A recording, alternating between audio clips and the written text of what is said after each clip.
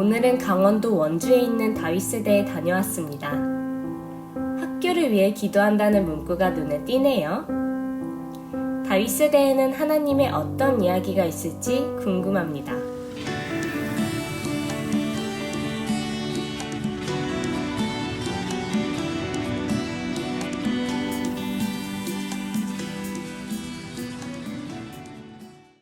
원주에서 온 아름다운 땅끝 소식, 다윗세대 김윤기 목사.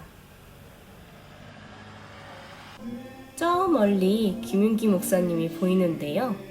뭐하고 계시는 중일까요? 저는 다윗세대에서 토요일 오전마다 진행되는 제자훈련 강의를 준비하고 있습니다. 청소년부가 없거나 되게 소수인 그런 교회들이 많이 있고요. 또 목회자 자녀들 같은 경우는 교회 내에서 잘 이렇게 신앙훈련 받을 기회가 없는데 이제 그 친구들을 토요일 오전에 모여서 예수님의 제자로 이제 살아갈 수 있도록 찬양과 또 강의와 또 기도, 또 소그룹 모임 이런 걸 통해서 훈련시키는 그런 프로그램입니다.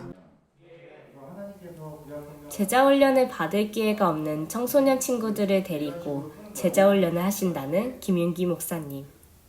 학생들이 토요일 아침임에도 불구하고 열심히 경청하고 있네요. 강원도 원주를 중심으로 활동하고 있는 청소년 선교단체 다윗세대 대표로 섬기고 있는 김윤기 목사입니다. 다윗세대는 일단 이름 그대로 청소년 세대, 그 다윗과 같은 예배자와 용사로 청소년 세대를 세워가는 것을 비전으로 하고 있는 그런 단체이고요. 특별히 학교의 기도 모임들을 세우고 돕는 사역하고 있고, 교회 안에서 이렇게 신앙훈련 받기 어려운 친구들을 좀 모아서 제자훈련 사역 하고 있고요. 이제 이런 사역들 중심으로 저희가 사역을 감당하고 있습니다. 다윗과 같이 예배자로, 용사로 일어나는 청소년 세대를 꿈꾸며 학교와 교회에서 그 활동을 왕성히 하고 있습니다. 남자랑 여자랑 저희는 이제 따로 조편성 자체가 아예 따로 돼 있어요. 그래가지고 왜냐하면 좀 나눔을 깊이 하거든요. 그래서 아이들이 어떤 나눔들을 할 때 요즘 뭐 어떤 자기의 개인적인 어떤 죄의 유혹이 오거나 그걸 어떻게 이겨내고 있거나 뭐 어떤 이런 것들에 대해서 나눔을 하는데, 이건 이제 이성끼리 나눌 수가 없잖아요. 그리고 또 아무래도 같은 동성이면 동성의 멘토 간사가 같이 이렇게 하는 것이 더 좀 깊이 케어할 수 있기 때문에, 사실 그리고 또 원래는 한 군데서 모이는데 지금 코로나 때문에 양쪽으로 지금 나눠서 지금 모임을 하고 있습니다. 각자 서로 편안하게 대화를 할 수 있도록 신경을 많이 써주시네요. 섬세한 배려 덕분에 오늘도 학생들이 자유롭게 자신의 이야기를 꺼내놓을 수 있었습니다. 공감대를 형성해서 얘기할 수 있어서 또 그런 면에서 좋은 것 같아요. 어쨌든 뚜렷한 관심사가 있는 사람이랑 얘기하면 더 재밌는 것 같아요. 이 정도? 뭐 되게 다양한 아이들이 오는데 일단은 뭐 제자훈련이나 저희 정기예배나 또 학교 기도 모임이나 이런 곳에 오는 친구들은 거의 대부분 이미 교회를 다니고 있는 친구들이에요. 근데 이제 잘 아시겠지만 지금 교회마다 청소년부 자체, 그 부서 자체가 많이 없는 그런 상황들이 좀 많고, 또 좀 소수이거나 또 아니면은 이제 목회자 자녀만 교회 유일한 청소년인 경우나 이런 경우가 많아서 이런 친구들이 이곳에 와서 공동체를 좀 이룰 수 있도록 하는 그런 단체라고 생각하시면 좋을 것 같습니다. 내가 꿈꾸는 세상은, 이게 저는 청소년 사역 하고 있으니까 청소년들이 우리나라에 행복하지 않잖아요. 좀 약간 뭐 전 세계에서 행복 지수가 제일 낮다고 막 그러잖아요. OECD 막 그런 거 보면. 그래서 청소년들이 좀 행복하게 살 수 있는 세상? 청소년들이 행복하면 우리 어디도 다 행복할 것 같아요. 그래서 그거고, 아무래도 이제 오프라인으로 한 장소에 많은 인원이 모이지 못하기 때문에 저희도 어쩔 수 없이 이제 온라인 사역으로 전환을 많이 했고, 지금 이 제자훈련 같은 경우도 저희가 다 모이면 한 30명 정도 되는데, 한 장소에 이제 30명이 모일 수 없으니까 반씩 나눠서 한쪽에서 송출하면 저쪽에서는 이제 영상으로 보게 되어지는 이제 이런 상황이 되다 보니까 뭐 그래도 이제 어려운 시기에도 저희는 사실 계속 이 자리를 지켜오고 버텨왔기 때문에 그 자체로는 굉장히 의미는 있는데, 아무래도 아이들은 한 자리에 모여서 서로가 서로에게 영향을 많이 주니까 한 곳에 다 같이 모였을 때 더 이렇게 시너지가 있고 힘이 일어나는데, 좀 그런 면에 있어서 조금 힘이 좀 빠지고 좀 무기력해지는, 같이 모였을 때 좀 그런 모습들이 있는 것이 좀 아쉬움이 남죠. 그래도 계속 어떤 형태로든 저희가 예배를 지속하고 있다는 것에 좀 감사하면서 사역을 진행해 오고 있어요. 허락되는 상황 아래 어떤 식으로든 마음을 모으고 공동체를 놓지 않았던 다윗 세대. 제가 생각하는 다윗 세대는 정말 하나님만 드러나는 단체인 것 같아요. 그래서 나는 아무것도 아닙니다라는 그런 고백이 정말 삶에서 진실로 나올 수 있게 해주는 단체인 것 같아요. 가족과 같은 단체인 것 같아요. 다음 세대에 대한 소망을 꿈꿀 수 있는 곳이라는 생각이 듭니다. 청소년부터 부모님까지 모든 세대가 열방을 품는 다윗 세대. 사도행전 13장 22절 후반을 보면 하나님 마음에 합한 자라는 표현이 있어요. 저는 저희 목사님이 그런 분이라고 생각을 해요. 왜냐하면 늘 진리를 보게 해주시고 본질에 집중하게 해주시거든요.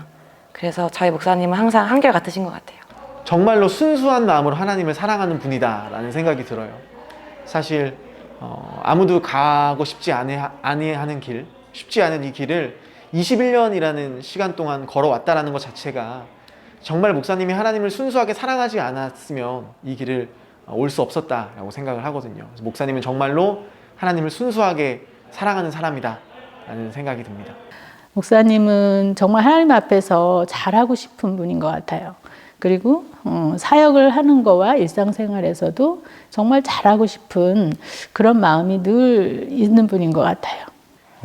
지금 사실 청소년 사역이 많이 어렵다고 하고 또 청소년 사역 자체가 많이 이렇게 줄어들고 있는 그런 시대인 것 같아요. 사실 지금 계속해서 고령화 사회가 되고 있고 이제 다음 세대 자체 인구가 줄어들고 있고 그러다 보니까 교회나 또 선교회 사역조차 다 쉽지 않은 그런 상황인데 그럼에도 불구하고 청소년이 없으면 사실 교회나 이 기독교의 미래가 없잖아요. 그래서 포기할 수 없는 사역인 것 같고 누구보다 하나님께 사랑하시는 그런 세대가 바로 청소년 세대라는 생각을 항상 하게 되어져요. 그래서 열정이 청소년들 안에 정말 큰 열정이 있는데 그 열정이 어느 방향으로 가느냐에 따라서 정말 그들의 미래가 결정되어지는데 하나님께 한번 이렇게 붙잡히면 정말 어떤 세대보다도 열정적인 그런 세대가 청소년 세대인 것 같습니다.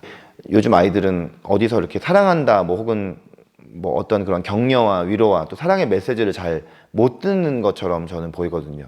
그래서 말 한마디의 그 사랑 표현이 정말 아이들의 마음에 정말 하나님의 음성처럼 들렸다라는 그런 고백들을 제가 많이 듣거든요. 그런 인격적인 청소년들과의 관계가 지금 이 시대의 청소년 사역에 제일 중요하지 않나 그런 생각들 하게 됩니다. 온 세상을 위한 다윗 세대의 씩씩한 발걸음은 계속됩니다. 이 부모 기도회가 뭔지 좀 알고 싶은데 좀 소개해 주실 수 있으실까요? 네, 부모 기도회는 저희 사역자, 간사 그리고 청소년이면서 먼저 훈련을 받고 다음 기수 후배들을 섬기는 청소년 스태프들이 있어요. 근데 그 친구들을 이제 발렌티어라고 하는데 간사 그리고 발렌티어 그리고 제자훈련생인 청소년들의 부모님들이 한 달에 한 번 모여서 저희 사역을 위해서도 기도해 주시고 또 이 땅의 청소년 세대를 하나님의 마음으로 품고 중보기도하는 그런 시간을 부모기도회라고 하고 저희가 이제 진행하고 있습니다. 다윗 세대를 통해 또 하나님께서 역사하신 것이 있으실 것 같은데 그것과 함께 앞으로의 좀 비전까지 좀 설명을 해주실 수 있으실까요? 사실 처음에 이 사역을 시작했던 계기는 제가 당시에 섬기고 있던 중고등부 아이들하고 학교에 기도 모임을 하는 거였어요. 그리고 학교의 기도 모임이 이제 그 아이들만의 힘으로는 계속 지켜가기가 어렵잖아요. 그래서 이제 선배들이 이제 그 아이들을 좀 기도해주고 지원해주는 그 의미로 저희가 이제 처음 시작이 됐었어요. 근데 하다 보니까 하나씩 사역이 이제 늘어나게 되었고 선교단체 형태를 갖추게 돼서 어느덧 벌써 이제 21년이라는 시간이 흘렀네요. 사실 강원도고 사실 뭐 수도권이나 이런 대도시 중심으로 이런 사역들이 존재하는데 강원도인데다가 또 원주라는 이 지역 안에서 이 사역을 계속 이어온다는 것이 쉽지 않았고 또 이렇게 20년이 넘게 이 일을 할 거라고는 생각을 이제 못했죠. 그런데 어느덧 이 훈련과 또 기도 모임에 여러 청소년 아이들이 거쳐가게 되었고 청소년 사역이라는 것이 또 특별히 대도시가 아니라 수도권이 아니라 이런 강원도라는 지역에서 청소년 사역을 한다는 것이 막 이렇게 눈앞에 금방금방 결과가 보이고 열매가 막 맺혀지는 이런 사역은 아니잖아요. 어떻게 보면 이것은 시편 126편 말씀처럼 눈물을 흘리며 씨를 뿌리러 나가는 것과 같은 그런 사역인 것 같아요. 뭐 세상 가운데 정말 눈에 띄는 어떤 그런 결과와 성과가 보이지 않는 그런데 사실은 그런 씨 뿌리고 물을 주는 그런 사역들이 있어야만 하나님께서 하나님의 때 열매 맺게 하시는 것을 믿거든요. 저도 예전에는 막 당장 그렇게 눈앞에 결과가 없는 것 때문에 지치고 낙심했던 적도 있는 것 같은데 그럴 때마다 하나님께서는 씨 뿌리는 사역이 얼마나 중요하고 얼마나 귀하게 하나님께서 여기시는 사역인지를 알게 하시면서 격려하시고 위로하시는 것들을 경험했었어요.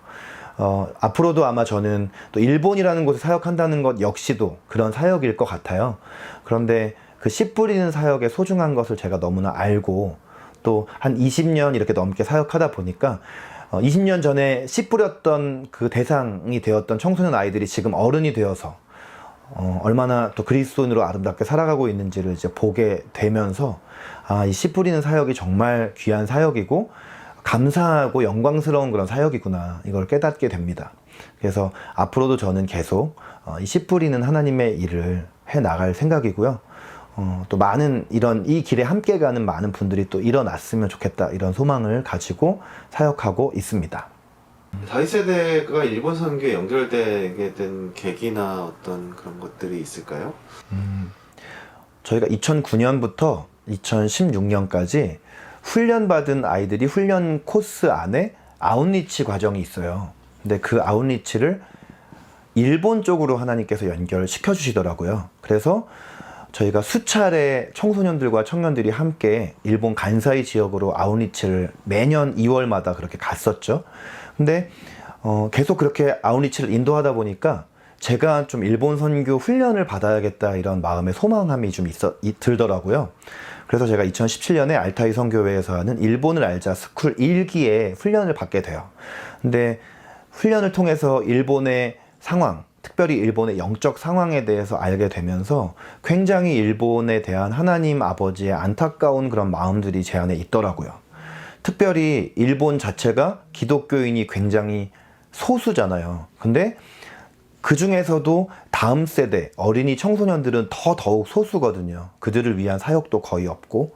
근데 하나님께서 그동안 이제 거의 20년 가까이를 한국에서 사역해 왔지만 이제는 너가 눈을 들어서 이웃나라 일본에 대한 마음도 좀 품어라 이런 마음을 주셨고 앞으로 제가 개인적으로 소망하는 것은 지금은 제가 한국에서 이 다윗 세대를 하고 있지만 언젠가는 그 일본 땅에 나아가서 일본에서도 이런 다윗 세대와 같은 청소년 사역을 세우고 청소년들에게 복음을 전하는 것이 제 개인적인 소망이기도 하고 저희 단체가 품고 있는 비전이기도 합니다.